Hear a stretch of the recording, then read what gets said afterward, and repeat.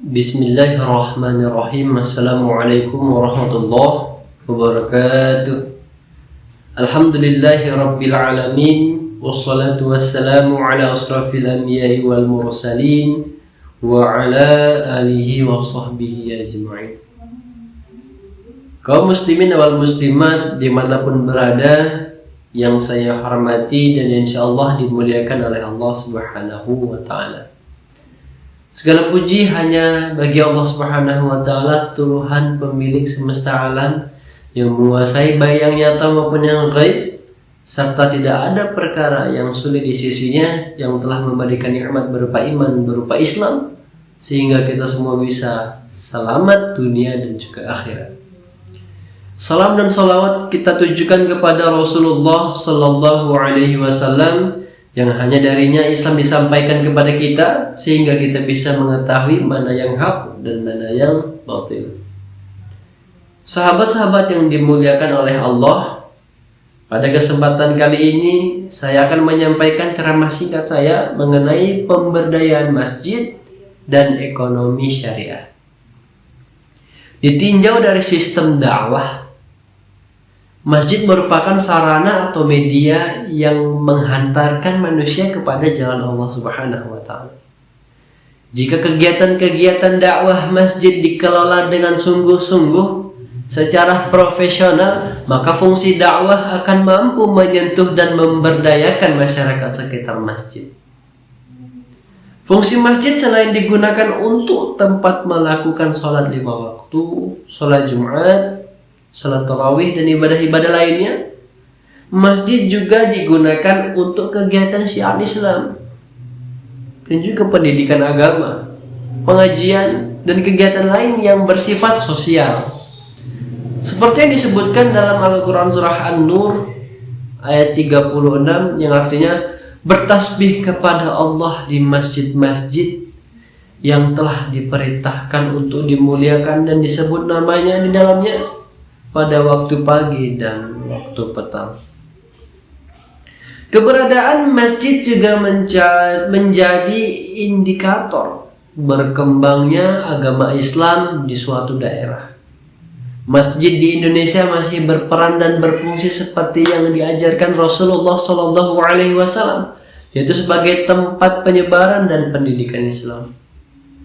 Nabi Muhammad SAW menggunakan masjid sebagai tempat menjelaskan wahyu yang diterimanya, memberikan jawaban atas pertanyaan-pertanyaan para sahabat tentang berbagai masalah, dan memberi fatwa, mengajarkan agama Islam, membudayakan musyawarah, menyelesaikan perkara-perkara dan perselisihan, tempat mengatur dan membuat strategi militer, dan tempat menerima perutusan dari Semenanjung Arabia.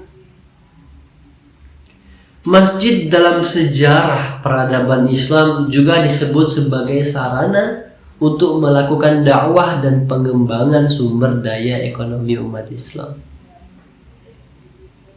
Setiap jemaah dalam membangun masjid berorientasi untuk melakukan dakwah dan sekaligus memberdayakan ekonomi jemaah dan masyarakat. Ada sebuah cita-cita besar tentang revitalisasi fungsi masjid sebagai wadah melakukan dakwah dan pemberdayaan umat.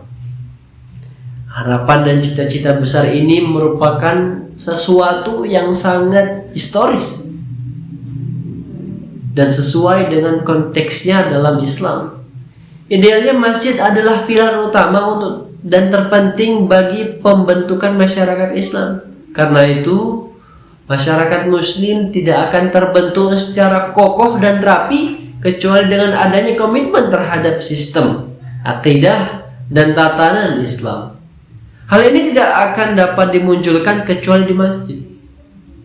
Sedangkan yang dimaksud pemberdayaan yaitu suatu upaya yang dilakukan oleh seseorang maupun kelompok melalui berbagai kegiatan pemberian keterampilan, pengembangan pengetahuan, penguatan kemampuan, atau potensi yang mendukung agar dapat terciptanya kemandirian dan pemberdayaan pada masyarakat, baik itu dari segi ekonomi, sosial, budaya maupun pendidikan, untuk membantu memecahkan berbagai masalah-masalah yang dihadapi. Di dalam Al-Quran dijelaskan betapa pentingnya sebuah perubahan. Firman Allah dalam surah Ar-Ra'd ayat 11 yang artinya, baginya manusia ada malaikat-malaikat yang selalu menjaganya bergiliran, dari depan, dari belakang. Mereka menjaganya atas perintah Allah. Sesungguhnya Allah tidak akan mengubah keadaan suatu kaum sebelum mereka mengubahnya keadaan diri mereka sendiri.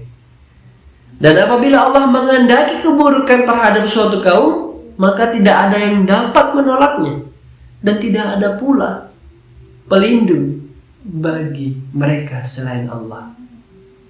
Pemberdayaan diarahkan guna meningkatkan ekonomi masyarakat secara produktif, sehingga mampu menghasilkan nilai tambah yang tinggi dan pendapatan yang lebih besar. Upaya peningkatan kemampuan untuk meningkatkan nilai tambah paling tidak harus ada perbaikan akses terhadap 4 hal, yaitu akses terhadap sumber daya, akses terhadap teknologi, akses terhadap pasar, dan akses terhadap permintaan. Ekonomi syariah adalah bentuk penerapan konsep nilai Islam dalam menjalankan kegiatan ekonomi, baik secara langsung maupun tidak langsung. Ekonomi masyarakat juga termasuk dalam segala kegiatan ekonomi dan upaya masyarakat untuk memenuhi kebutuhan hidupnya, yaitu sandang, pangan, papan, kesehatan, dan pendidikan. Dengan demikian dapat dipahami bahwa pemberdayaan masjid dan ekonomi syariah merupakan suatu upaya untuk meningkatkan kemampuan atau potensi masyarakat dalam kegiatan ekonomi dalam konsep nilai Islam, guna memenuhi kegiatan hidup yang baik serta meningkatkan kesejahteraan mereka, dan dapat berpotensi dalam proses pembangunan nasional. Berdasarkan indikasi yang telah dikemukakan, bisa terbaca dari terwujudnya partisipasi penuh dari masyarakat, antara lain kebersamaan dalam membangun fasilitas masjid, sebagaimana yang pernah terjadi pada masa renovasi pertama. Banyaknya mengalir infak, wakaf, sedekah dari jamaah, masjid milik jamaah dan masyarakat. Sebaliknya, masyarakat memiliki masjid. Persoalan masjid adalah persoalan masyarakat, dan sebaliknya, persoalan masyarakat adalah persoalan masjid. Ada berbagai upaya agar pemberdayaan ekonomi masyarakat bisa dijalankan, diantaranya mempersiapkan pribadi masyarakat menjadi wirausaha. Karena kiat Islam yang pertama dalam mengatasi masalah kemiskinan adalah dengan bekerja. Adapun bentuk pemberdayaan masjid pada zaman Rasulullah Shallallahu Alaihi Wasallam yang meliputi beberapa aspek, diantaranya yaitu yang pertama, pemberdayaan aspek spiritual. Pemberdayaan aspek spiritual sudah diawali ketika di Makkah, dan Rasulullah berhasil membentuk komunitas kecil kaum muslimin yang selanjutnya menjadi pionir-pionir pejuang dakwah di Madinah bersama Nabi Muhammad SAW. Ketika terjadi tekanan dari kaum Quraisy dan posisi kaum muslimin sangat sulit untuk menjalankan ibadahnya, Rasulullah SAW memilih hijrah ke Madinah. Kegiatan hijrah Nabi ke Madinah diawali oleh para sahabat. Setelah sekitar 7 bulan, Nabi SAW menetap di rumah seorang Bani An-Najjar yang bernama Abu Ayyub. Di lokasi itu pula, tepatnya di depan rumah Abu Ayyub, Rasulullah membeli sebidang tanah milik 2 orang yatim, yaitu Sahal dan Suhail, yang selanjutnya digunakan untuk pembangunan masjid yang dikenal dengan Masjid Nabawi. Yang kedua yaitu pemberdayaan aspek sosial. Masjid Nabawi yang dibangun sebagai pusat ibadah dan aktivitas kaum muslimin telah mampu menghapus seluruh sikap sosial yang lemah pada masyarakat Arab, yaitu fanatisme suku, konflik berkepanjangan, dan lain sebagainya. Rasulullah memerintahkan mengajari dan membimbing dalam mensucikan jiwa kaum muslimin. Yang ketiga, ada pemberdayaan aspek pendidikan. Nabi melakukan pemberdayaan pada aspek pendidikan dimulai di Makkah. Rasulullah SAW menyeru kepada kaum Quraisy mengajarkan dan membimbing kaum muslimin dengan kandungan Al-Quran secara dialogis. Yang keempat, ada pemberdayaan aspek ekonomi syariah. Masyarakat Arab dikenal sebagai pedagang atau saudagar yang sukses di Jazirah Arab. Sebagian dari mereka juga memiliki moral yang baik seperti suka membantu dengan hartanya. Penguatan ekonomi syariah berbasis masjid dalam dakwah Nabi Shallallahu Alaihi Wasallam di Madinah lebih difokuskan pada 3 hal, yaitu yang pertama, penguatan etika bisnis Islam yang harus diterapkan dalam transaksi jual beli di pasar atau di tempat lain oleh seorang muslim, seperti larangan menipu, curang, haramnya perbuatan riba, dan sebagainya. Yang kedua, dengan membangun ikatan persaudaraan di kalangan muhajirin dan ansor. Bantuan dari pihak ansor kepada kaum muhajirin yang sedang lemah dalam ekonomi, secara perlahan muhajirin merintis perekonomiannya. Yang ketiga, dengan mendirikan pasar di sekitar Masjid Nabawi. Pendirian pasar bagi kaum muslimin merupakan langkah pemberdayaan ekonomi umat Islam, yakni menyediakan lembaga ekonomi umat Islam sekaligus langkah awal dalam penerapan sistem ekonomi Islam.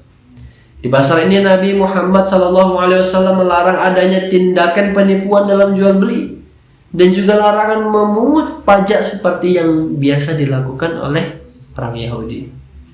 Sepertinya hanya itu yang bisa saya sampaikan mengenai pemberdayaan masjid dan ekonomi syariah. Semoga segala sesuatu yang telah saya sampaikan dapat bermanfaat bagi kita semua.